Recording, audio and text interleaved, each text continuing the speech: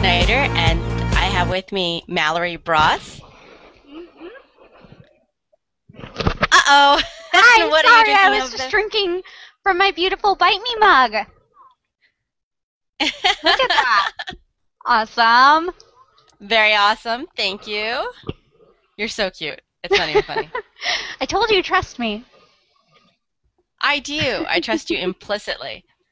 Aw, and that's the way it should be. Okay, so I'm pretty sure we're live at this point. I'm hoping that we're live and that everything is going well. We're broadcasting, and worst comes to worst, if people can't see this live for whatever technical difficulty we experience, it'll still be recorded and it will be available on YouTube after the show. So, let's get to some brief introductions. We put together taglines. Do you remember your tagline? I can look it up. Uh, Let's just start with a brief introduction. Can you give me a brief introduction of who you are, what you do, just like a minute or two? Ready, set, elevator pitch, go! Hi, I'm Mallory Braus. I'm an editor, freelance editor. I've been editing for Carina Press for almost 3 years now. I am also PJ's editor, and this will be the second book that we are technically working on, but we have many, many more to come. Your Sweet turn. deal. Thank you. I'm PJ Schnyder. I'm an author of paranormal and sci-fi romance as well as steampunk and urban fantasy. I am the author of Bite Me, which releases tomorrow, and it is the first book in the London Undead series. Mallory is my editor, as she mentioned, and the purpose of tonight's hangout is to talk about the behind-the-scenes work that goes into, or that went into specifically the London Undead series and Bite Me, but in general to give you some insight into the author-editor partnership that we have going, and some thoughts, on that. So one of the things that I did to prepare for tonight's live hangout is to gather some questions from readers and fans who are excited about the release of the London Undead series for us to answer. So, Mallory, I do have a couple of questions specifically for you as an editor, and I am trying to pull them up. Do, do, do, do, do, do. I You think, get grilled? Are they tough? yes, you Do you get know? grilled. They're not horribly tough. I think that they're really interesting questions. I think here we go. All right, so your first question comes from Zombie Joe. Shout out to Zombie Joe, hey! Love Zombie Joe! He makes the best See? cupcakes ever. Doesn't he? He totally does. And his wife is super nice. They're kind of a tag team on the cupcakes. Mhm. Let's give them both credit where credit is due. Yes, It's not just yes. Zombie Joe. To the married couples, cupcakes is awesome. Yum. And they Okay, should so send me Zombie Joe's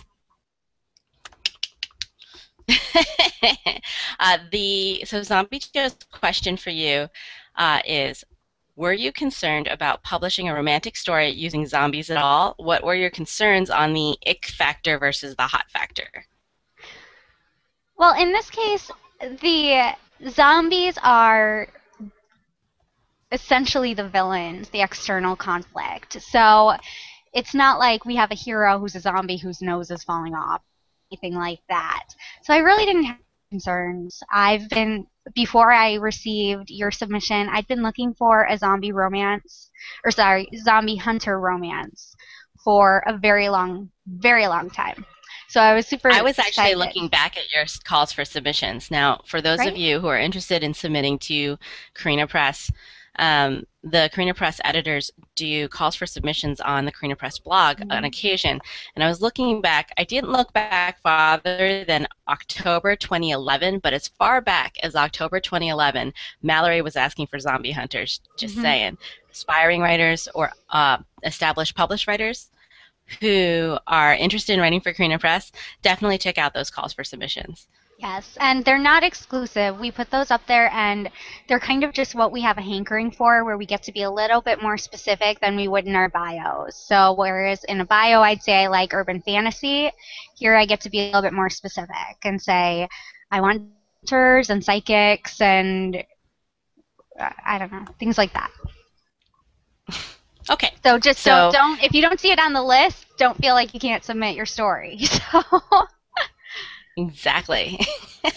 Okay, so for the next question, I'm going to hop over to my author Facebook page um, to try to pull a question from there. So I'm going to ask everyone to bear with me because I'm multitasking.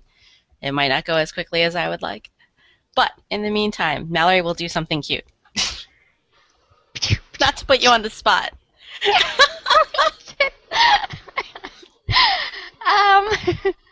Huh. Oh, no, no, never mind. Okay. Hmm. See, At when some you point, get, I it's will hard to tell do you, this I will, spontaneously, right? I will tell you that I can do the, Gremlin song. And if we get to a point where there's a long enough break, I can try and do that. Hopefully, we won't Gremlins, have to worry about that. right? Gremlins, the song Right. that those little guys sing? Yeah, I can do that. I love Gremlins.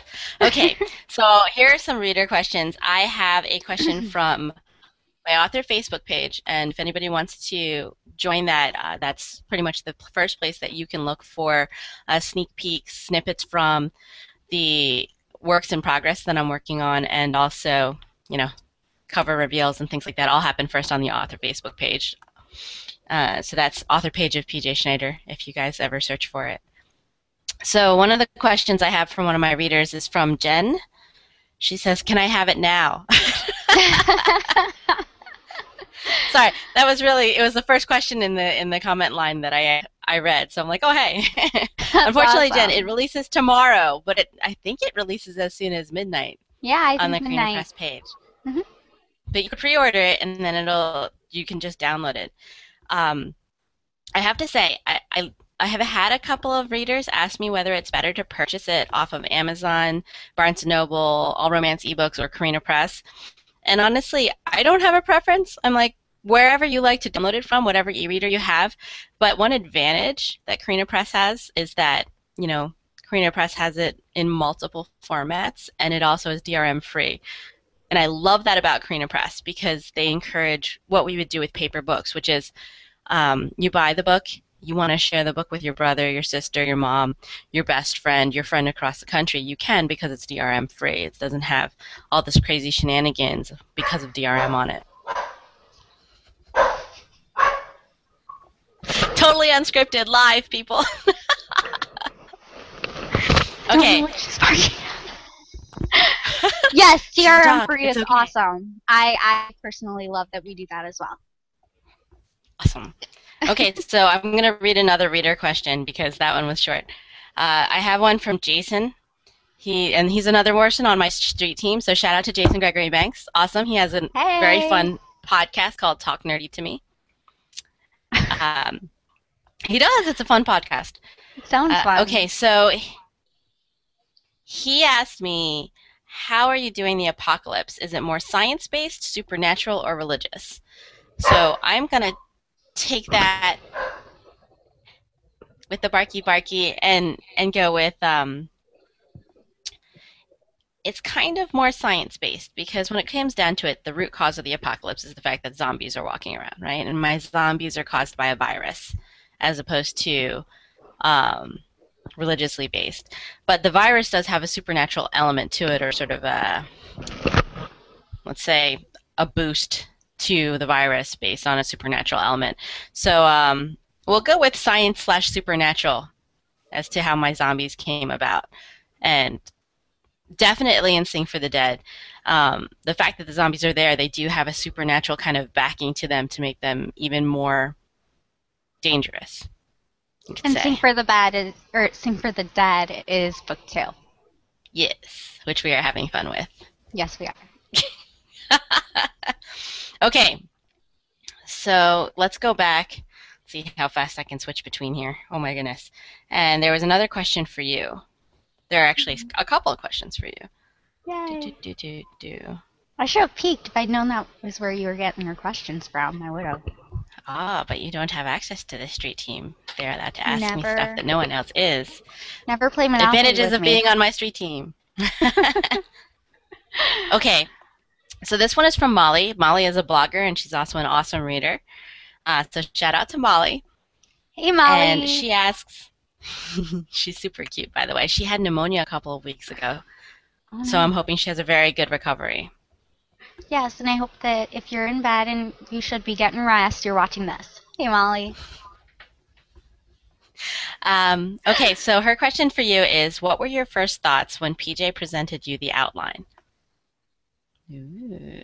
Ooh. Well, first of all, I love um, series. So when she presented me the outline, it was more of a series proposal, and she had it very together. She knew where she was taking the story. She knew what was what the key external conflicts were to start and how they were going to, in an immediate sense, be by the end of the first novella, but continue to grow as the stories continue, as well as having a resolution at the end. And for novellas, that's not the easiest thing in the world to do within 3 books with such a big element like a zombie virus that has taken over London. But PJ is fantastic and organized, and she had it all together, and I was thrilled. Okay, confession. I have gone away from the original outline a little bit for the second and the third book, but in good ways.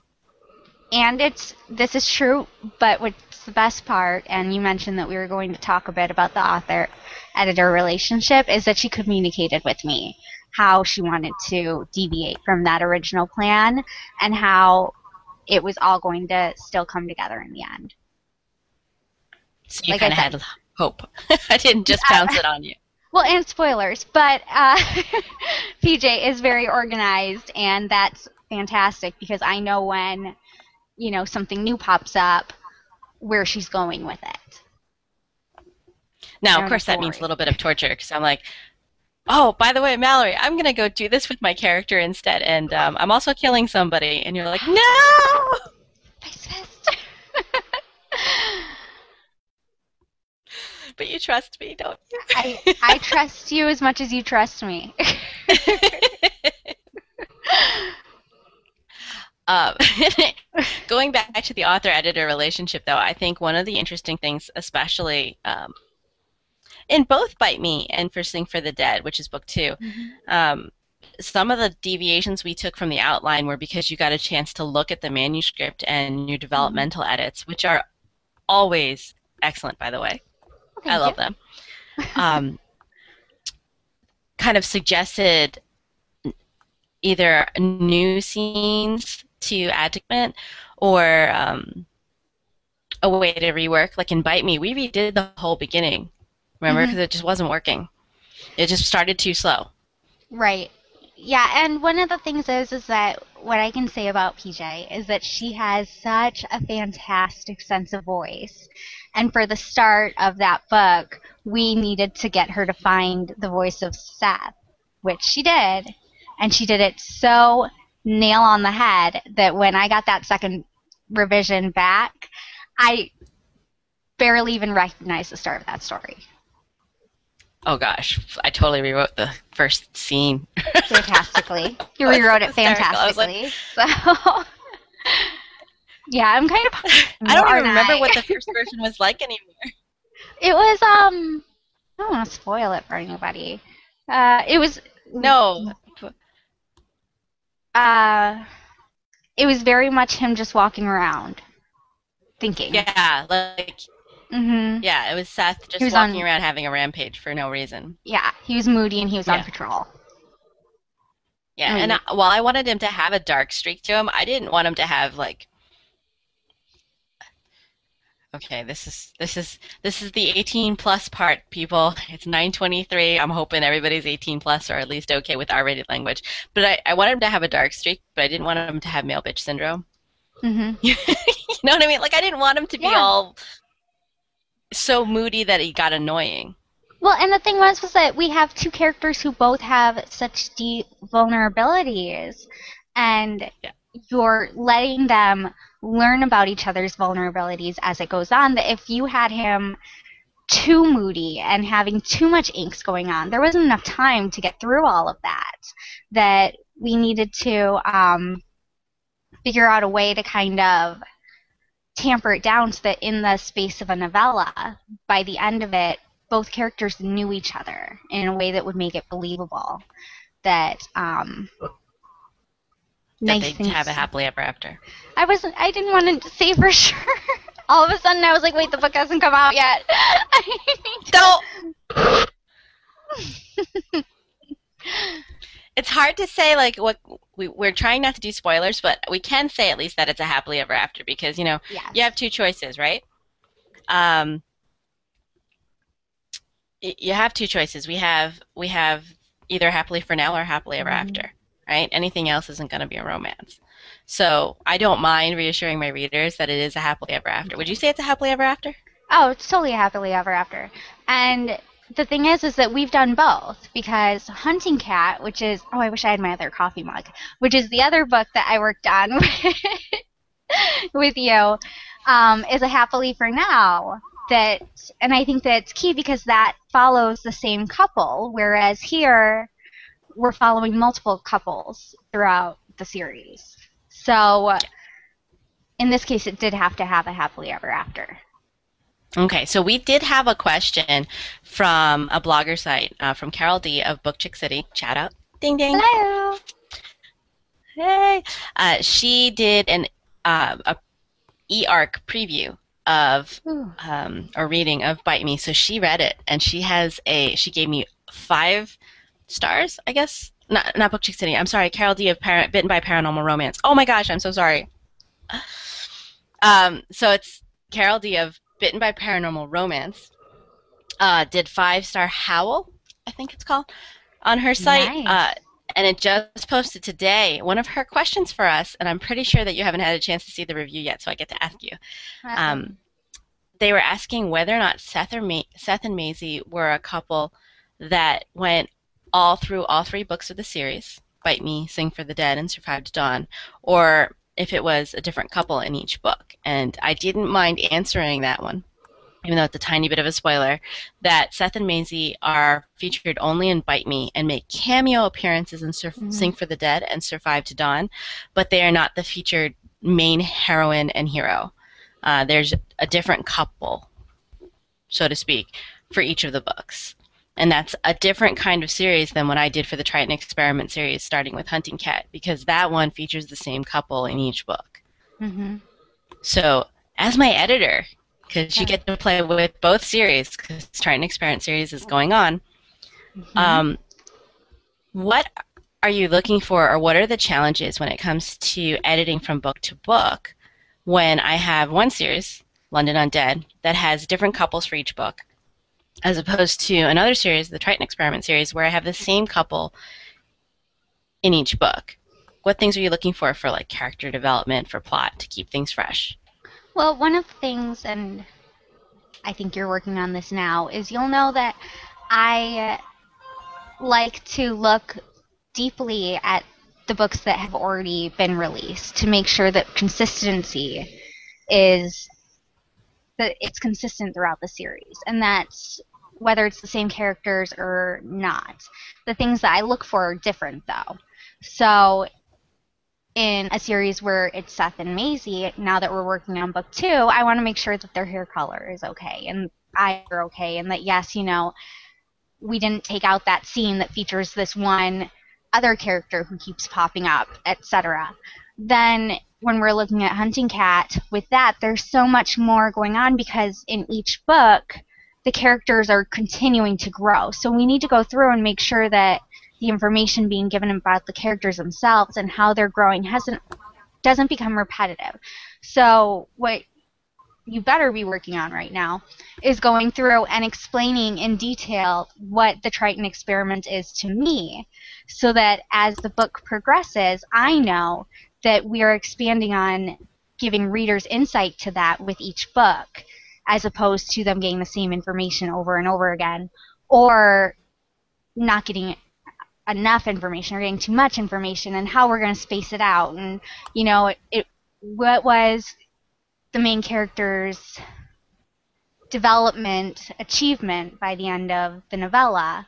Now that we're doing a novel, how do we match having her grow over the space of a novel?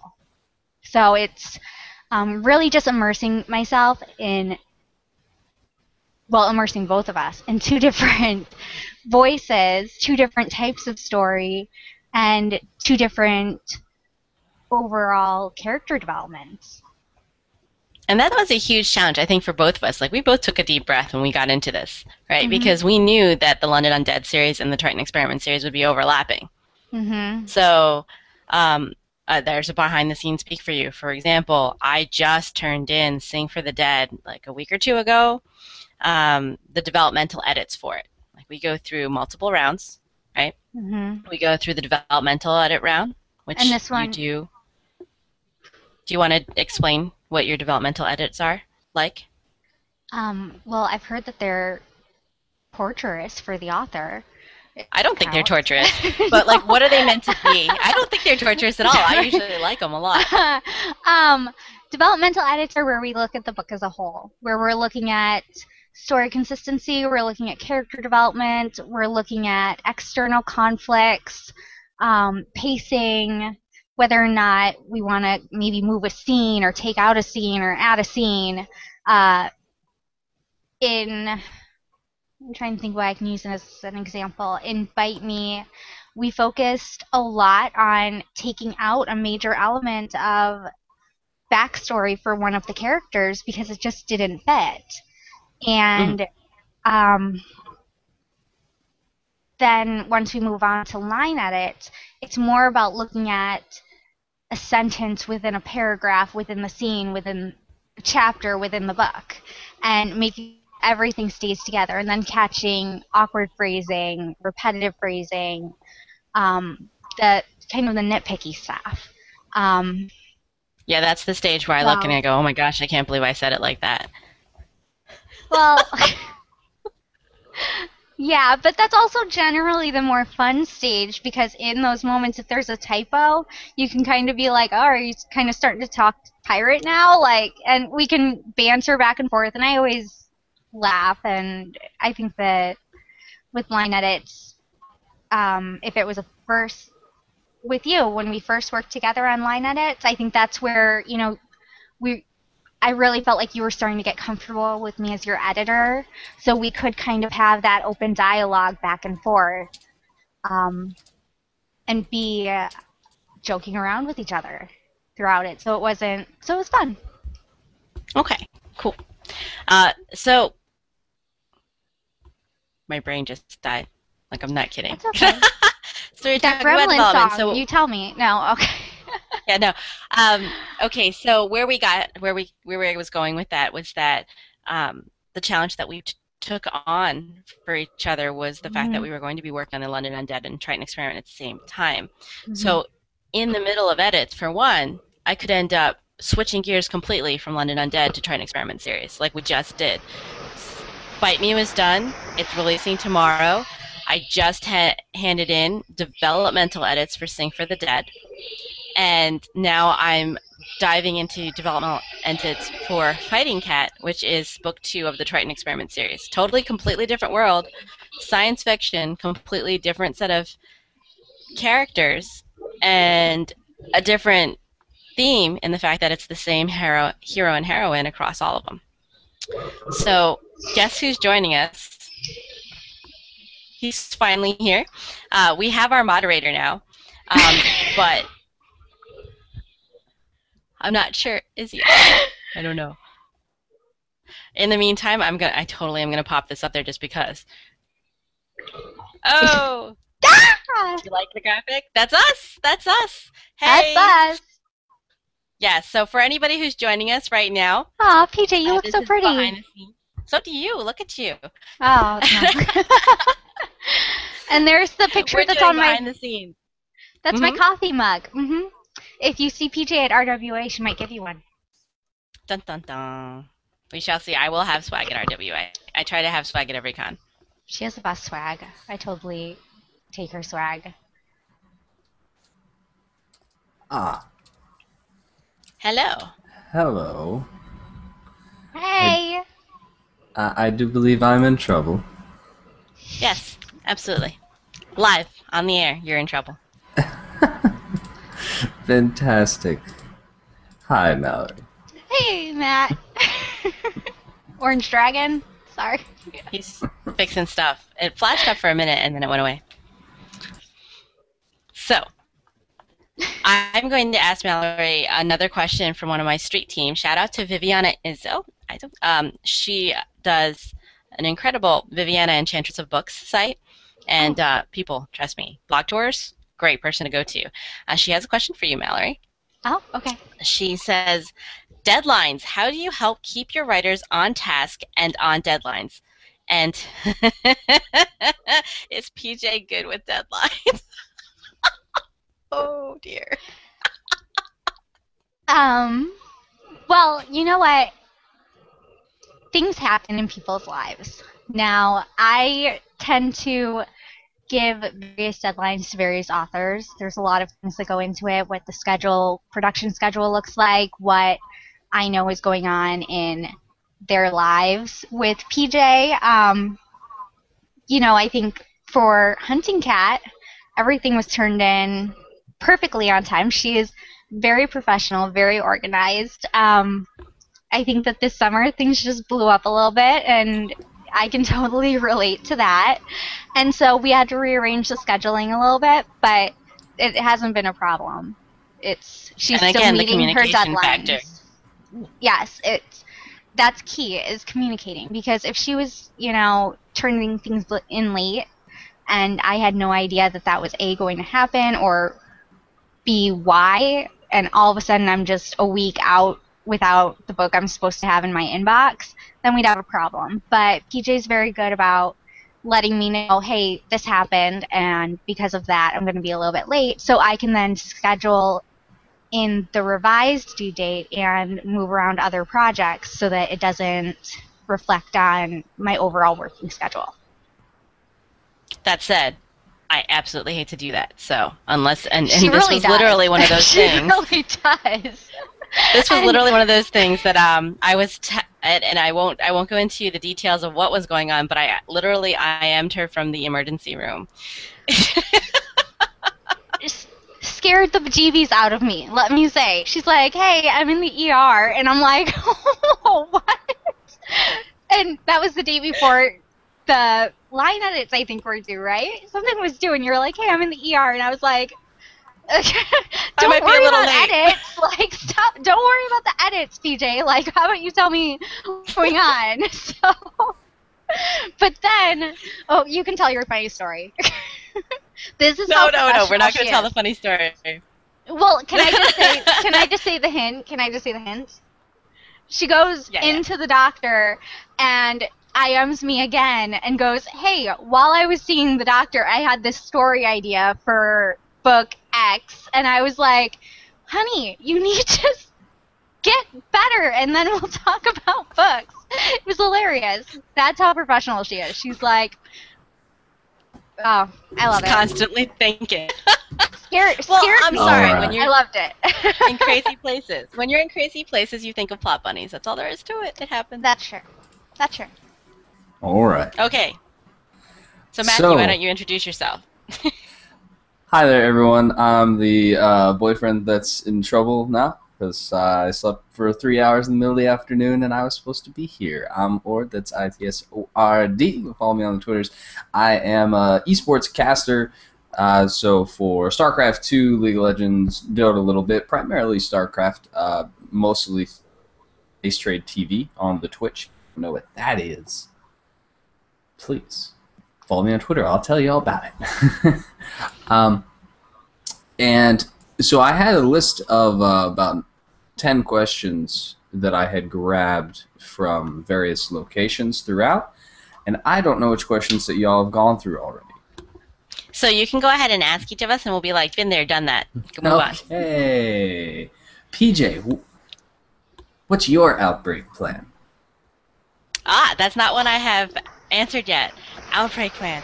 Okay, so I do have a go bag,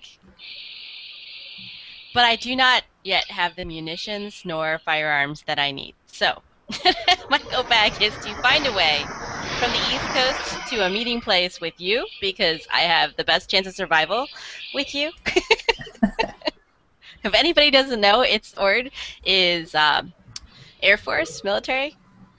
And I have a much better chance of survival with him as opposed to without him. So, yeah, I grab my go bag, I find a way to you. Do I get to answer this too? Yes, please. Okay, because my plan is to find the two of you. Because, if you think that she has a good, survival plan with him, the two of them together, I'm like, hey, I can scourge for food and, I don't know, watch camp, and you guys just take care of me, and it'll be great. I can even try and cook. I don't know. I've got hot chocolate. We've discussed this. You, Mallory, and I, and Karina Cooper, who is awesome and another author for Karina Press, and also another author who works with Mallory. We have decided that Karina isn't cooking ever. Yeah. I mean, I think that if you're afraid of Karina cooking, you should be terrified of me. Unless it's, like I said, I have my stash of hot chocolate that I steal from hotels, but don't tell anybody. All right. So, firing into the next question. Your outbreak plan, apparently both of you do not intend to stay and fight, but we'll start with you, Mallory, if you were in the world of Bite Me, would you have stayed in London were that your home city? Or would you have fled? Would you two have been there? Let's assume in this situation that all three of us are. Hey, we will. If you guys are there, I'm sticking with you no matter what. If you're not there, I would have beat it. Sorry, guys. I'd have been if you could get out. Chance. If I could get out, that's the thing. If not, yeah, I don't know. PJ? Know, guys. I would have stayed in London with you, and assumed that we would find a highly defensible position. See how they talk? All right, and I know where I'm going. And PJ, if you were facing being infected by the undead, quick, do you take your life, or do you become a zombie? Take my life. Straight out, shot to the brain pan. Mallory? Oh, come on, you guys. I'm just like, shot to the brain pan, done. Squish. So I'm like staring down a mob of zombies right now. Yep, you know that moment. Been bitten. Yeah. Like that moment, you've been bitten, you're done. Now, this is in your world? I'm taking my chances. And that's a great teaser. I know. Hey, no spoils. What are you doing? Taking my chances. All right. And then so, out of that, like that was supposed to be, the warm-up questions, so they were just real quick. Mallory, have you already discussed this question? Were you concerned about? Were you and Karina and everyone else that was involved concerned about publishing a romantic story using zombies? What were the concerns on the ick factor? Okay. Been there, done that. And shouted out Jason. We gave a shout out to the people who asked the questions. Good. Zombie Joe. Yeah, Zombie Joe too. Yeah, Zombie Joe was that question, and then Jason was another. All right. And then how about what can we look forward to with London Undead? What's the overall structure of the trilogy? And are there plans for more beyond the 3 books? PJ. Ooh. Okay, so we a little bit talked about the 3 books in the current trilogy, which is Bite Me, Sing for the Dead, Survive to Dawn, and the fact that there were different couples featured in each book. Riding off of that, I know that there were some questions as to whether or not some of the fae and vampires that were mentioned in the first book make any appearances in future books, and I can say that Sing for the Dead does feature fae. Vampires may or may not, as yet, make an appearance in Survive to Dawn, but we can say that fae do make an appearance in Sing for the Dead, and the title should give you a little hint as to what kind of fae. If you're smart. I didn't pick up on it. I didn't either. No, it's all right. I had to ask. It's not a question of smart. It's just a question of whether or not you happen to be a fan of the mythology. Because there's so much mythology out there. It's really kind of hit or miss. Like, there are times when I read Patricia Briggs, and I'm like, do I even know what kind of fae that is? Do I? I love her. Right? One of my favorite authors ever, Patricia Briggs. I got to meet her once, and I almost died right there. Really? Yeah. She was so nice. She was so awesome. PJ had her sometimes. Major All right. fangirl moment. And then, How? as it sounds like you've covered a large number of the questions, kind of like the one question that I had personally, me was, and I'm not even sure that you mentioned, where were you when the idea first came to you for Bite Oh, Me we and saved that this for you to show universe? up. All right, because that I was my don't question. remember. Oh, Is that bad? I don't remember. I'm trying to think of where I came up with Bite Me. Wait, I know where you were. Where was I? You told me the story. Which one? Wait, what? I think I know where you were. all right. Which story are We'll you go with thinking about? Mallory's version. Well, I know that you did the anthology story, and you were walking Gimme around, Shelter. and you were Seattle. walking around the streets. That I was know Gimme that Shelter, one. though. Yeah, But and that Gimme Shelter is the sister anthology for Shelter in Place, which is a live-action role-playing game from the zombie apocalypse. Yes, there it is. Gimme Shelter is an anthology with Woohoo. science fiction flash stories, and my story in that is titled "Remember My Name," and that's where I came up. I came up with that when walking the streets of Seattle. You're right, totally. And do you think that that was like an initial little idea in the back of your head, a plot bunny, as you like to call it, or did Bite Me Not come from really. somewhere else completely? Not for No? Bite Me. Honestly, okay, I remember a little bit of it now. I was brainstorming with a couple of other authors because we were originally pondering the idea of writing in the same world. What it turned out was that I had a very, very different voice from the other two authors, and while I really, really admire both of their work, I wasn't a good fit to be in an anthology with them because my voice was so different. So we made the decision to kind of take our stories a separate way. The good thing about that is that I know for a fact that at least one of them has their story published and is going on in an ongoing series. So the brainstorming did bear fruit for all of us, which is good. But we all brainstormed together, just kind of tossing around ideas of wanting to have a paranormal setting, wanting to have it be a zombie outbreak kind of thing. And each of us took it our own way. And I think because we all had such different voices, the stories that came out of it are all insanely, insanely different, incredibly different. But the originating kernel idea came from a combination of brainstorming with Stephanie Flashberg and Yvonne Nichols. And it was, I have to say, those two ladies are both really, really strong, incredible paranormal romance writers. So it was really cool to be able to brainstorm with them. And I'm glad that their stories are finding their own way in their series too, and their world building. It's very nice to be able to talk to other authors, come up with great ideas. Creative people kind of breed creativity in other people. And then so Oh, I do that all the time. yes. Well, and then I don't. so I don't necessarily breed all the time. Sorry. All right. So to kind of transition out and just have a way to wrap it up nicely, there's really one more question for both Mallory and PJ. So Mallory, starting with you, what is it that actually makes you as an editor feel successful? In the case of Bite Me, for instance, what is it that would make it a success? Well, one of the things that I love about PJ that I value a lot as an editor, and let me give a little bit of backstory about how PJ and I kind of ended up working together. She was the first submission that I read when I started working with Carina Press, and I knew from the first page that I wanted to acquire that book. But it was also my own first book to be working on as an editor. So I'm always going to have a little special place in my heart for PJ. Lots of firsts in there. But when I got edits back from her, I was amazed because what she does is she doesn't just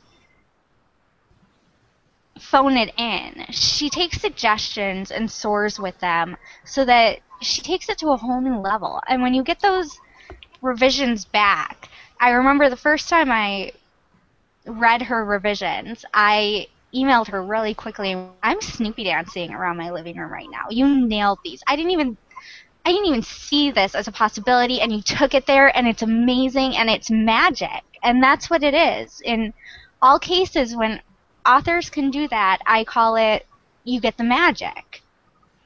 Because it's something that's so beautiful and so special and meaningful. And that's what makes that's why I love my job. When I see that happen, I love my job. And thus, I love working with PJ. All right, I definitely, in my head, was thinking of like numbers sold and stuff like that, but that was a way better answer. So I'm just gonna feel kind of bad about that. And PJ, a similar question, and this is something I know you struggle with. How do you define success? Oh, yeah, that is a very difficult question because when it comes down to it, for an author, there's the awesomeness of seeing the final product. Like tomorrow, I get to see Bite Me out there released for the whole world. But beyond that, you kind of sit there and go, well, the next thought is, oh my gosh, will people like it? And luckily, there's already been some really generous readers who have done pre-reviews. They were able to get the electronic edition ARC or advanced review copy and actually reviewed my book already. And there's 9 reviews on Goodreads, which have made waiting for release day so much easier because I'm sitting here going, oh my gosh, people liked it. You know, people liked it, and even the 3-star reviews, which some authors will be like, oh well, that's you know that is still I liked the book in Goodreads terms, right? And what I liked about it, I think that was one of my favorite reviews because even though, and for some reason my image seems to have gone away, I don't know. I see you still. Okay, so even though it was a 3-star review as opposed to the effusive 4 and 5 stars, and she was very, very fair about what she really didn't necessarily think she was going to like going in. She admitted that we won her over with the story, you know, because with a novella it's really tough to sell the romance part, right? Because everything's happening so quickly. And when we read the review, and I think what I loved about it was that she said, I'm sorry. Are we getting a little bit of feedback? Quite a bit. Oh dear. It would have been hard to hear you over that, so just shush. Okay. Okay, thank you. Okay. What was really cool about it was that even though it came from a place where she wasn't absolutely sure that she would be sold or would buy into the story, but to be able to suspend belief and get into the story, I was able to win her over. And that was fantastic to read. So I think success is in the one at a time finding out that readers like the book and maybe they had some reservations and I was able to overcome them. Those are little triumphs for me. I do little happy dances. And I do little happy dances whenever readers reach out to me or find me at a con and are like, I loved your book. Though that's a huge amount of success for me. And of course, the practical PJ sits there and looks at the royalty statements once a quarter. But I try not to think about that until right around the time that the statement's supposed to come in. And so there is a practicality side to it. The sales are big. Yeah. The sales are a big issue. All right. And then we've probably exceeded our time, but I'm curious about this. Mallory, do you have any questions that you've been saving up for PJ? One great one that you can just hit her with live on air. Do you have any? You told me about this. PJ. I didn't know about it. We're gonna work together forever, right? I don't know. Okay. You're never going anywhere else, right? You're like my author, and I don't know. Can we sign it in blood? Would you be up for that? I guess that would be my on-the-spot question. No, as a friend, I would always be excited for you. As your editor, I would scream on the inside. So, you know. Oh, Mallory, you know I love you. I love you as I love the work that we do together on our stories, right? Because you always make my stories shine so much brighter. That always going to try to find a way to work with you on different stories, even if I decide to, you know, branch out a little bit just so all my eggs aren't in one basket. I may wander off to get new experiences and stuff like that, but we'll always be working on something together. That's what I love to hear, PJ. Now, are you going to put her on the spot like that? I think you should. PJ, your one question for Mallory. You've got the line edits for Sing for the Dead. Did I nail them? Or are we going through another round? We're going to go through another round. Oh my god! But it's going to be light.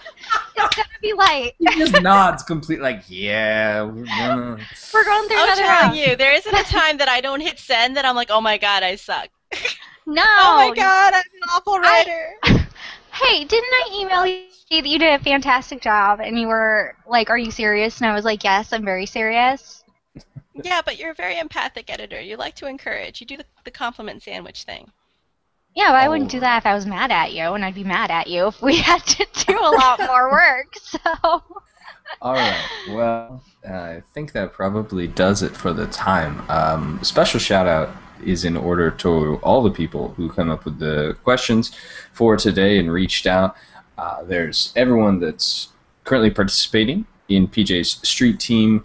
For instance, Viviana, Christine, Jason, Joe, Carrie, Ashley, Danielle, Brandy, Molly, Kitty, Robin, all those people and more. You can find out more details about that by going to pjschnyder.com. Like I said, I'm Ord, that's ITSORD. I also do a podcast with PJ. You can find that at mangorice.com. And then you can find this lovely Mallory lady where? MalloryBraus.com. No www. We are out of 2001. I remember that. You can type the W's if you really want, but... Looks weird to me without them, but okay. I got it. And Mallory is primarily for? Oh, I am a freelance editor. I'm offering content critiques. If you want to sit and talk with me because, you know, I'm awesome and know my stuff, I also offer that, and I offer edits. Very at good. MalloryBraus.com. All right. Yes, freelance. It's a new website just launched. I'm super excited about it. Mallory, thank you for agreeing to be involved with this and for carrying it in my absenteeism. PJ, if you want to remind us about the release dates and give your shout-outs, I think we're about wrapped. Okay, so Bite Me is releasing tomorrow. Woo! Actually, in just a couple of hours. Very, very excited about that. The second book in the London Undead series is Sing for the Dead, which is releasing around November 2013, and the third book, Survive to Dawn, is releasing in March 2014. Oh, hey, there's my cover.